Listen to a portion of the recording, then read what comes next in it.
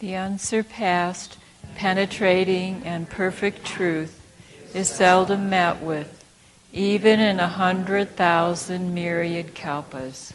Now we can see and hear it. We can remember and accept it. I vow to make the Buddha's truth one with myself. Homage to the Buddha, homage to the Dharma, homage to the Sangha.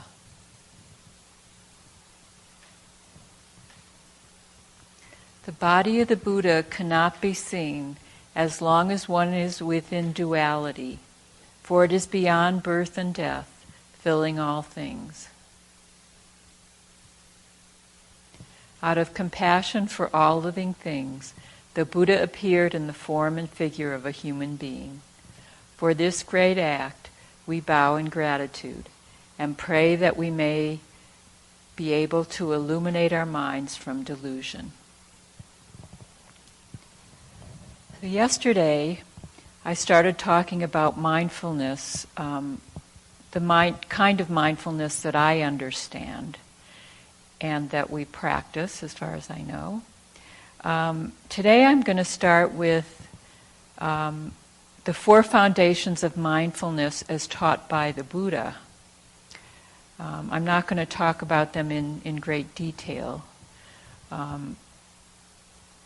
So what the Buddha said was a bhikkhu, or whoever, should abide contemplating a body as a body, ardent, fully aware, and mindful, having put away covetousness and grief for the world. Or he should abide contemplating feelings as feelings. Or he should abide contemplating consciousness as consciousness. Or he should abide contemplating mental objects as mental objects. Now, Great Master Dogen gave a discourse on the 37 methods of training for realizing enlightenment. And actually, Reverend Master Jiyu gave a series of talks to the monks on this discourse. And in it, the first four of these 37 steps is the four foundations of mindfulness. And the last 8 steps are the Noble Eightfold Path. So what he says is, first, reflecting on the impurity of the body. Second, reflecting on how what our senses perceive leads to suffering. Third, reflecting on the impermanence of our mental functions. And fourth, reflecting on how all thoughts and things are devoid of a permanent self. So we don't practice these four foundations of mindfulness as far as I know. So I asked myself, what is the Buddha pointing to? What is he trying to help us understand? Contemplating the body as a body means to me that the body is only a body. It's just all the elements that form the body. We tend to identify with our body. This is who I am. We add things to it simply being a body. We want it to be beautiful or handsome, thin or whatever. We want it to be healthy and perhaps to never die. Mindfulness of the body has to start with an awareness that we have a body. And some people are so much into their thinking mind, so much into their heads, that they aren't really even aware of their body. During meditation, as we're trying to let everything arise and pass, we naturally sink down from being in our heads to being in our body. And this is a good thing. This body is not our home. It is not who we are. We can get very attached to the body and all its needs. Good health can become a religion in and of itself, or an obsession. We can become too concerned and worried about the body. Or we can go to the other extreme of not caring about it or caring for the body, or even torturing the body as Shakyamuni and the other ascetics did in order to release the soul from the impurities of the body, which of course is a delusion. We try to practice the middle way as taught by the Buddha. We take care of and respect the body, and we try not to get overly concerned about it. As Dogen said, we should treat the body with respect. It's by its aegis that the truth is known. It's good to loosen the grip on our attachment and identification with the body. When we see the body aging and when we are seriously ill, the fact of its impermanence can become pretty clear to us.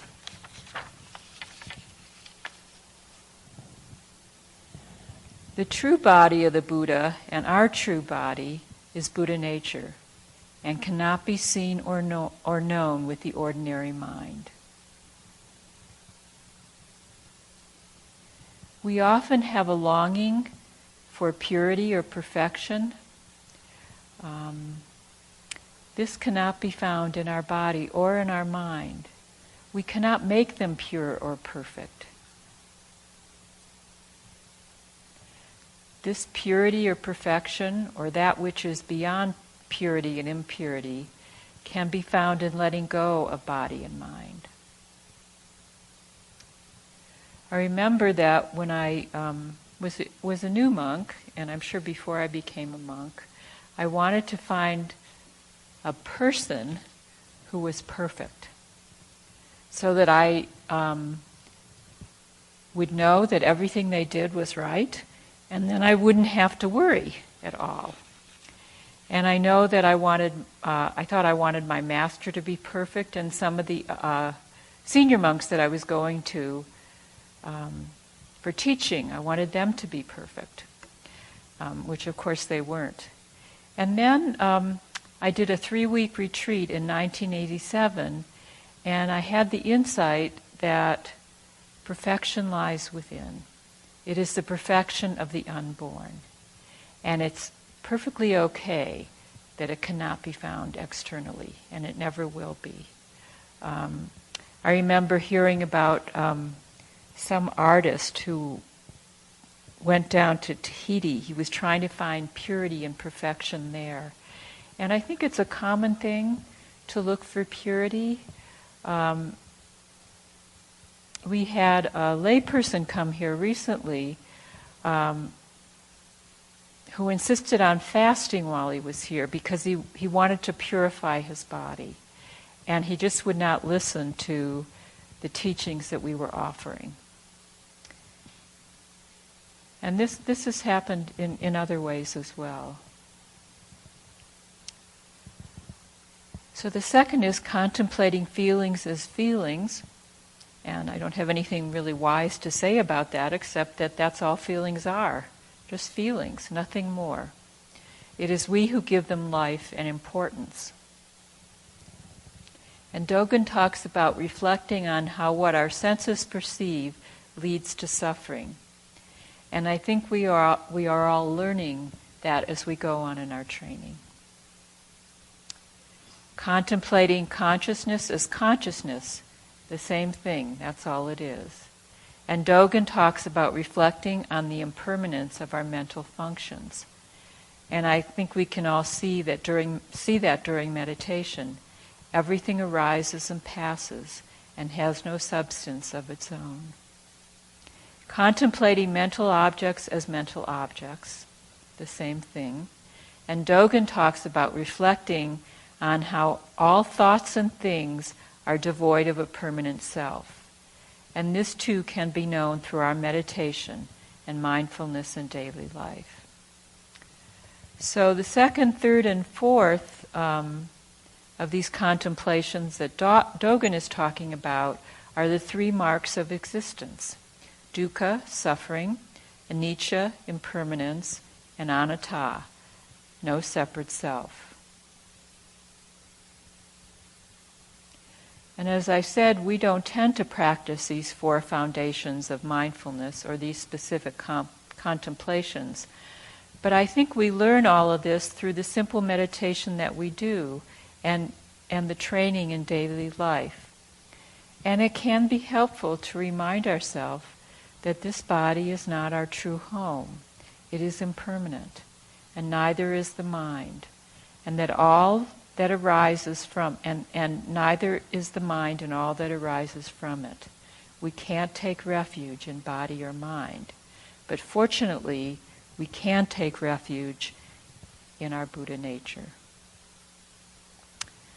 So now I'm going to go to right concentration or meditation.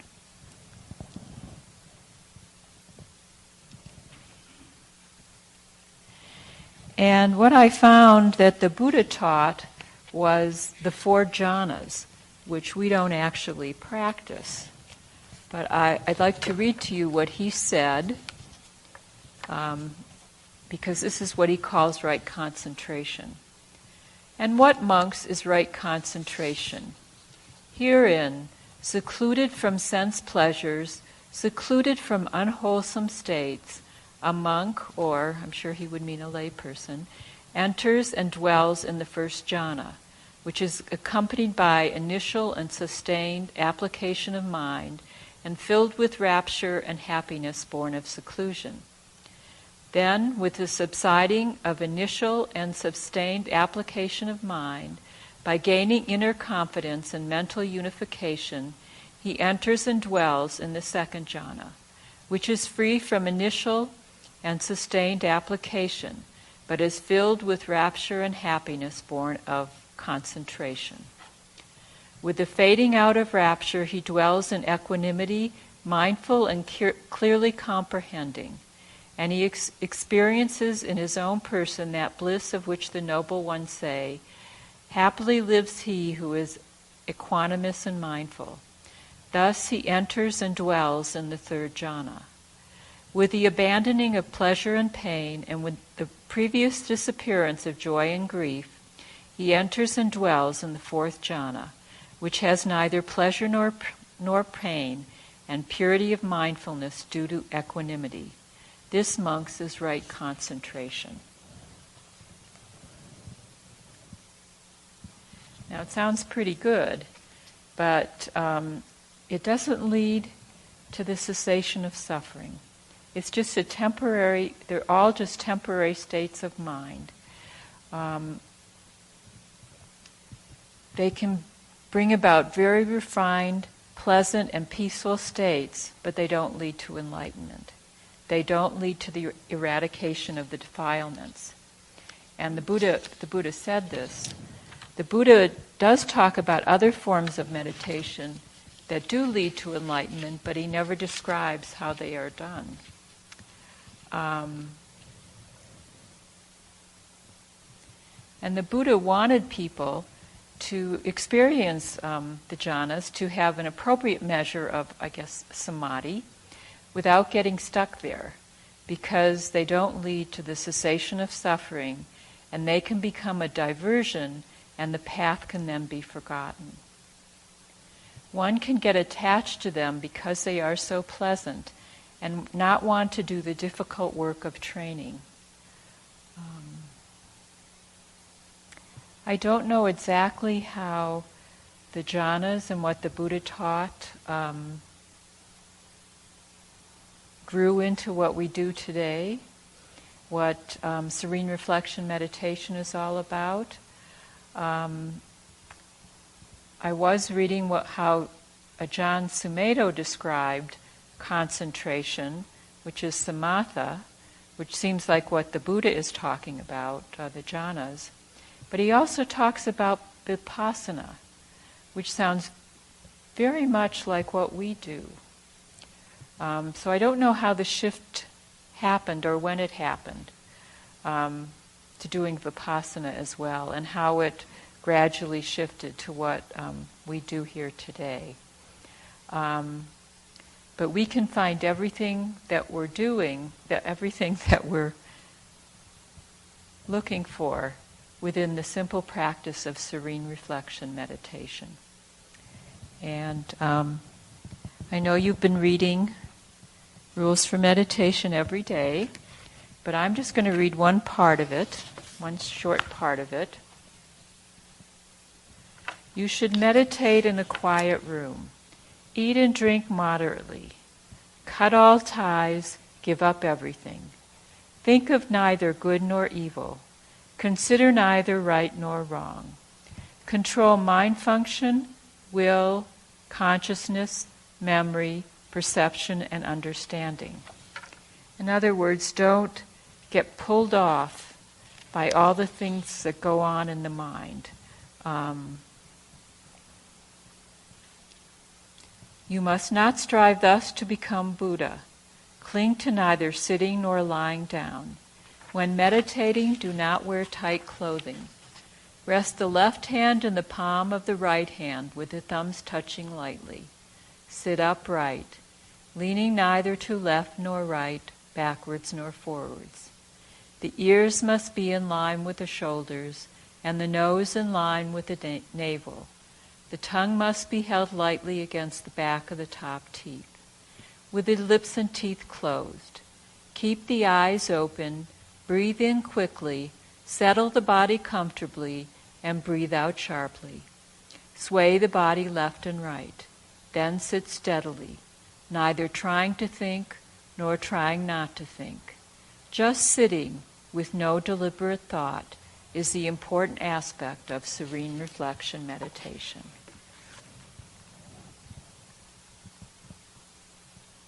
And you might be interested to know that Dogen's teacher, Tendo Nyojo,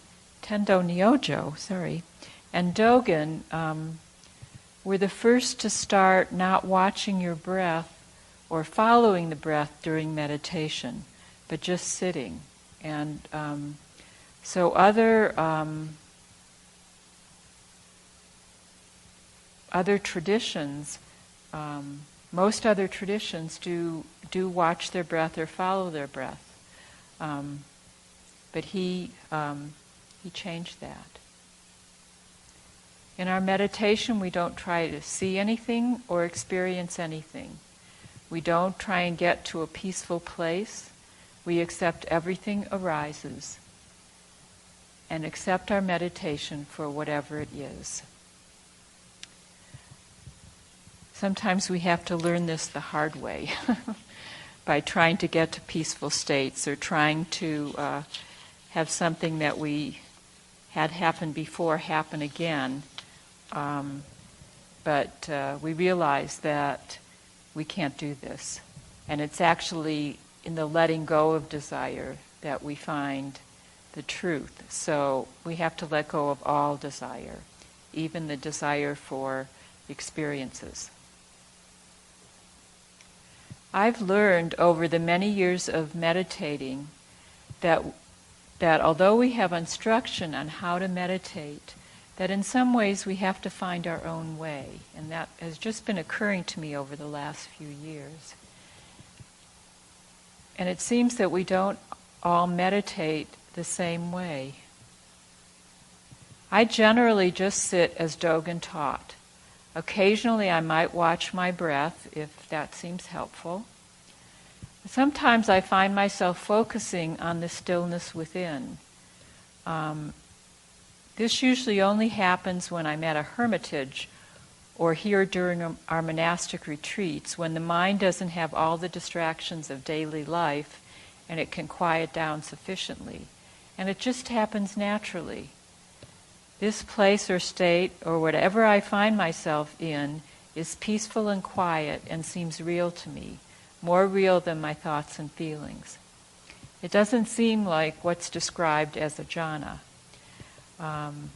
I feel very open to whatever arises in the mind, but it doesn't affect me in the same way because it doesn't seem as real.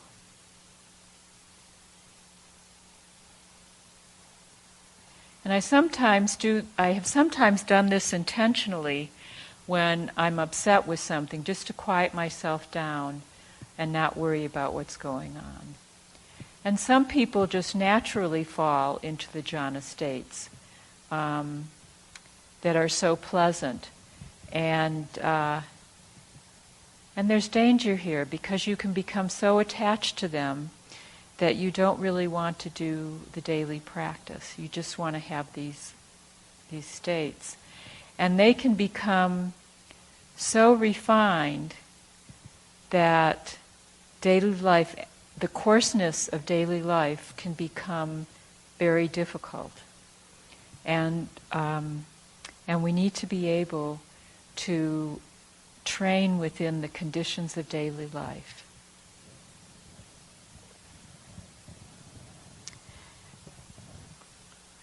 Reverend Master Mayon did a lovely retreat this year in June on Kazan's instructions on how to do pure meditation. So I thought I would end my discussion on meditation by reading just a little bit of what he says. Pure meditation opens us to that so that we may directly realize the foundation of our minds and dwell content within our own Buddha nature. This is called displaying our original face. It is also called revealing the landscape of our original nature. Body and mind both drop off, with no clinging to sitting up or lying down. Hence, there are no discriminatory thoughts of this is good or this is bad. You readily go beyond thoughts of this is worldly or this is saintly. You penetrate into and go on beyond the multitude of notions and theories about delusion versus enlightenment. You leave far behind the boundary between ordinary beings and Buddhas. Therefore, you cease to pant after the myriad phenomena and let go of all attachments to them. All willful actions have ceased. The six sense faculties are not actively pursuing what things are, unsure of what to call them. No need to activate body, no need to activate mind. Should you wish to deliberate, you find that deliberative thought has died out. So should you wish to speak, you find that you are destitute of words. You are like the fool and like the one who is resolute. You are as lofty as a mountain and as profound as the ocean, with the peak beyond view, the bottom beyond sight. Without comparing conditions, you illumine them, your eyes shining out from the clouds. Without pondering on anything, you penetrate all. Your teaching is clear as you speak out from the silence. So I finished the concentration group, and I'm now going to go on to the wisdom group, which consists of right view or understanding and right intention. And I'm going to start with right intention, which we call right thought. And I actually had a misunderstanding of what right thought was. I've never thought that much about right intention. I learned this path factor is right thought, and how I understood right thought was what I described yesterday under right effort. So there you go. Bhikkhu Bodhi writes in the Noble Eightfold Path, the Buddha explains right intention as threefold: the intention of renunciation, the intention of goodwill, and the intention of harmlessness. These three are opposed to three parallel kinds of wrong intention: intention governed by desire, intention governed by ill will, and intention governed by harmlessness.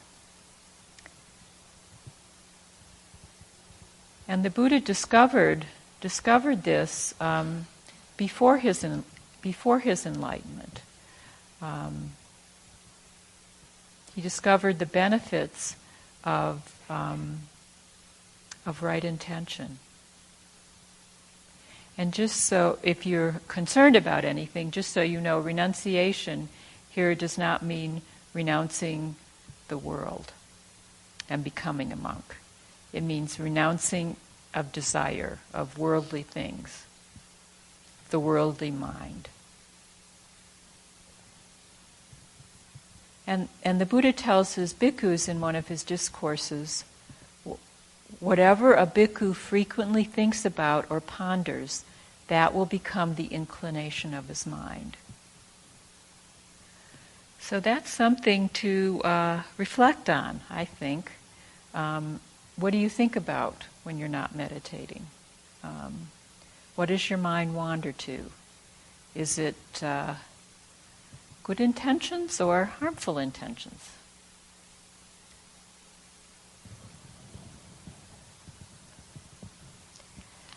I'm afraid I found quite a few quotes that I like, so you're going to be hearing a few more.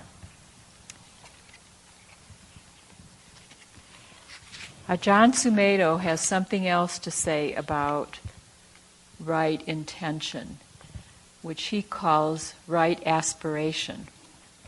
And I really like this, so I thought I'd share it with you. He says, we aspire to know the truth.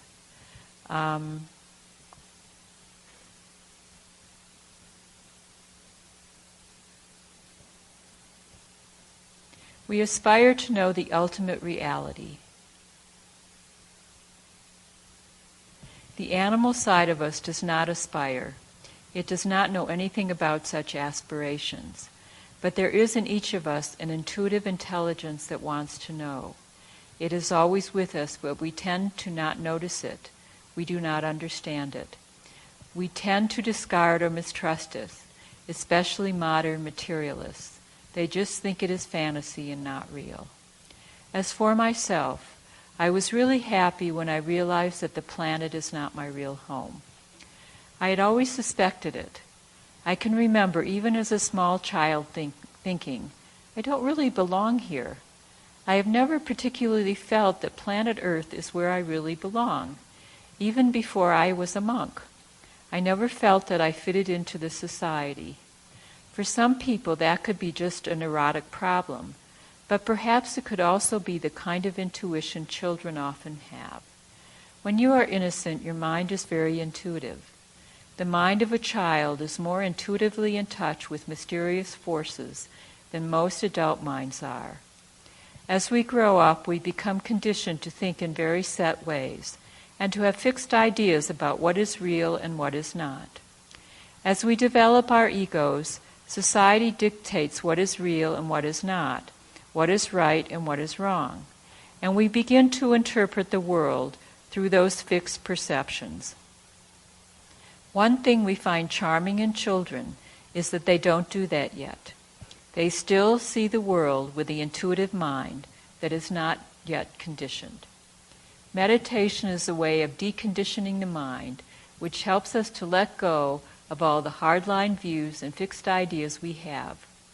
Ordinarily, what is real is dismissed, while what is not real is given all our attention. This is what ignorance is. The contemplation of our human aspiration connects us to something higher than just the animal kingdom or the planet Earth. To me, that connection seems more true than the idea that this is all there is, that once we die, our bodies rot, and there is nothing more than that. When we ponder and wonder about this universe we are living in, we see that it is very vast, mysterious, and incomprehensible to us. However, when we trust more in our intuitive mind, we can be receptive to things that we may have forgotten or have never been open to before. We open when we let go of fixed, conditioned reactions. So I thought that was pretty nice.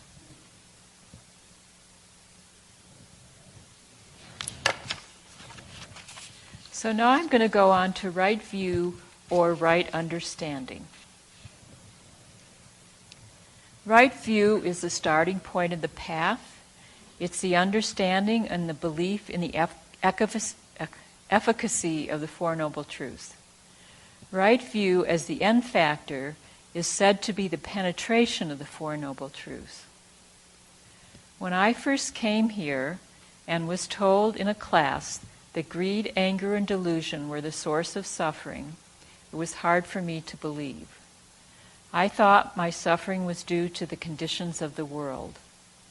And in fact, I didn't think I had much, if any, greed, anger, and delusion.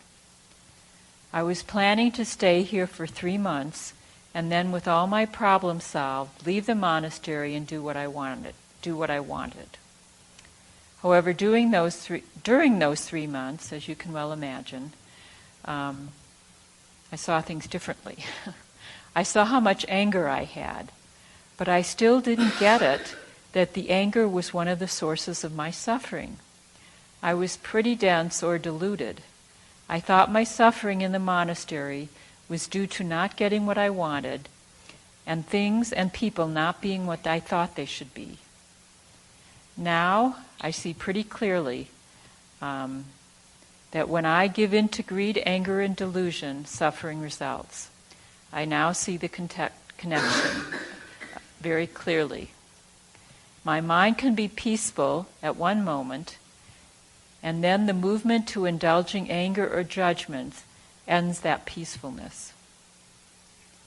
And I've seen clearly how not staying still with greeds leads to anxiety and unhappiness. I have seen how believing in my delusions leads to endless suffering. And I know how it feels when I don't give in to greed, anger, and delusion. It feels pretty darn good. So now I understand these truths much, much better on an experiential level.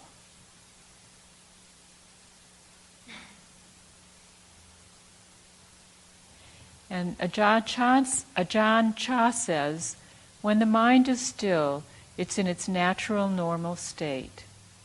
As soon as the mind moves, it becomes conditioned. Whenever the mind moves, it becomes unstable and impermanent, unsatisfactory, and taken as a self. These are the three universal characteristics of all conditioned phenomena. The Buddha taught us to cultivate clear knowing in ourselves. Whatever arises, arises in this knowing.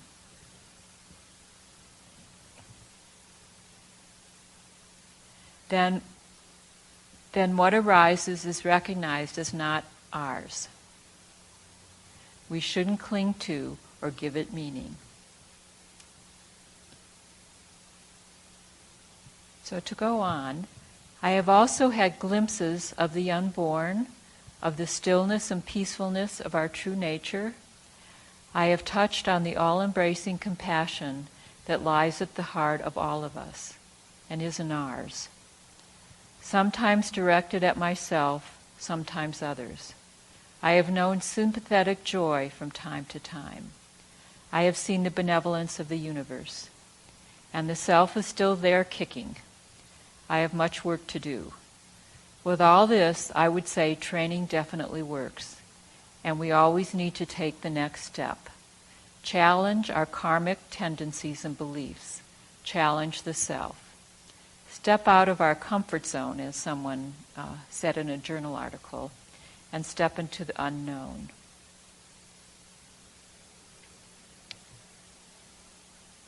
So how would I explain wisdom?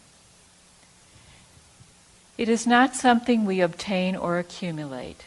It has nothing to do with learning. The scripture of great wisdom says, "For here there is no suffering, nor yet again is there accumulation, nor again annihilation, nor an eightfold path, no knowledge, no attainment." Wisdom is not something we obtain or own. For me, it arises naturally sometimes when I'm still and relaxed. It seems to arise most commonly when I'm doing spiritual counseling or when I'm preparing or giving a Dharma talk. And wisdom without compassion cannot be true wisdom. Out of stillness and compassion, wisdom can arise. Or perhaps I should say, out of stillness, compassion and wisdom can arise. It's not about knowing what to do or being wise.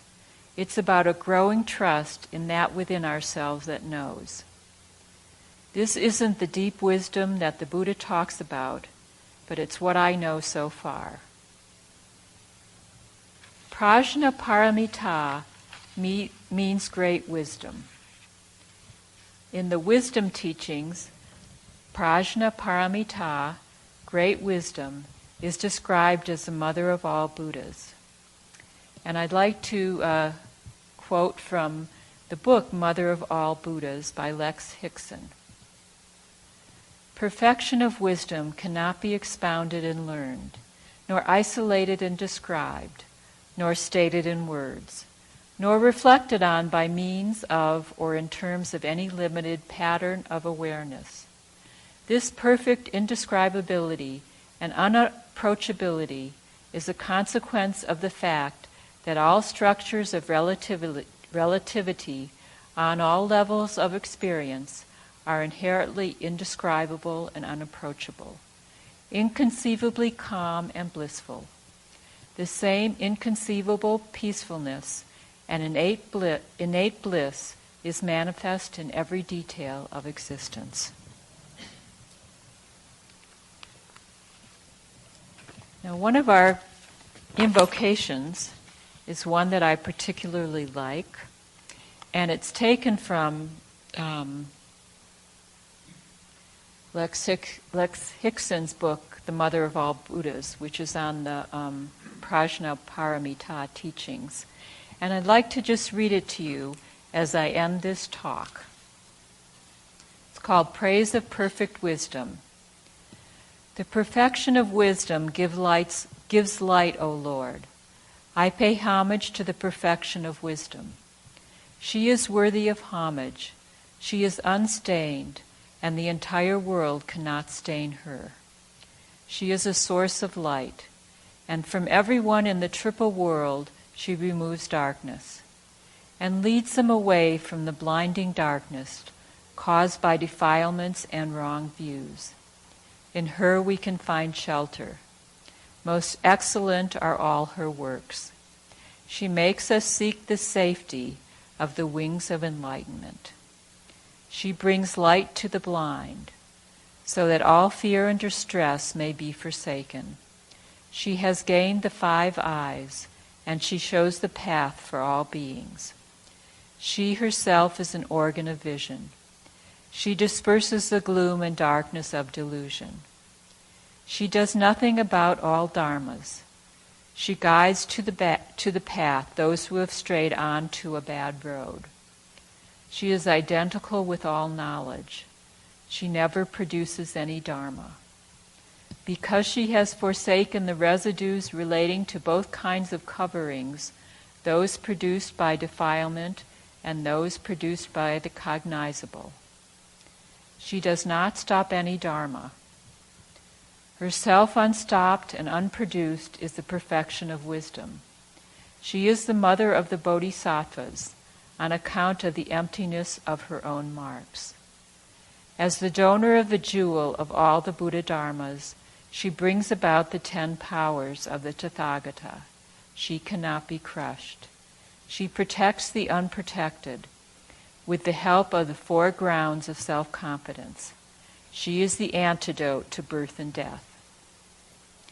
She has a clear knowledge of the own being of all dharmas, for she does not stray away from it. The perfection of the Buddhas, the Lords, sets in motion the wheel of Dharma. Homage to all the Buddhas in all worlds. Homage to all the bodhisattvas in all worlds. Homage to the scripture of great wisdom.